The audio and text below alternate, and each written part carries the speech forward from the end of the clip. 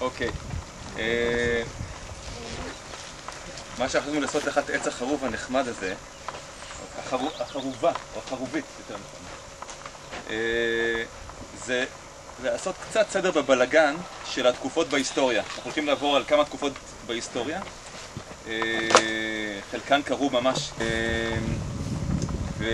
וננסה לקחת תקופה שמתחילה ממש מההתחלה. התחלה, כשאני אומר התחלה, זה מה שנקרא העברי הראשון כאן בתקופתנו, שזה אבי האומה העברית, אברהם אבינו, לא להתבייש, ועד, ממש עד ימינו אלה. אוקיי? בהיסטוריה, ואנחנו עכשיו באפגניסטן, יעני מערות, לכל תקופה יש את המערות שלה. שליט, כל מלך, כל מצביא, היה חייב לתקוע, לשים וי תחת נחלתו? נחלתו. גפן במרום. וגם ספר. זה תקופת השבטים והשופטים. זאת אומרת, כל פעם קם, אנחנו עדיין מותקפים מסביב, אמרנו הפלישתים, אמרנו עוד הרבה. אבל הרי עשה את הרע בעיני אדוני, באמת, ועוד לא הספיק להביא את זרעו. וכמי שמכיר את היהדות, אז היא הגונה וחייבת להתחתן עם אחיו, מה שהיום פטרו אותנו מזה.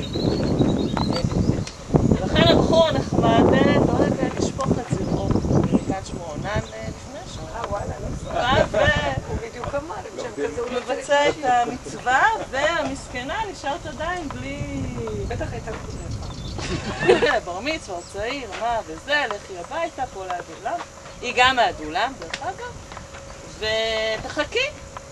ומגיע בר מצווה, ועדיין הוא שומר על בנו הצעיר, והיא מתחילה ככה להתרגז. אם הבנתי נכון את המשפטים בבראשית, אני לא זוכרת את השפה, אבל אבא שלה גם ככה מתחיל להגיד, שמי, את צריכה לדאוג לעניינים, את חייבת שיהיה לך ילדים.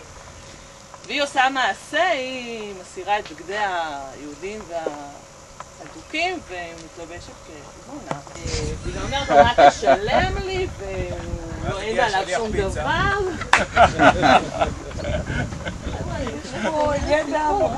אני חייב להקריא את המשפט הזה. אני חייב להקריא את המשפט הזה. ותסר בגדי אלמנותה מעליה, ותכס בצעיף, ותתעלף, ותשב בפתח עיניים אשר על דרך תמנתה. תמנה... היום זה לא היה עובד. תמנה זה כאן, זה רבדים. הקיצור, תשאיר לי משהו אצלי, מה את רוצה? אז הוא השאיר לה את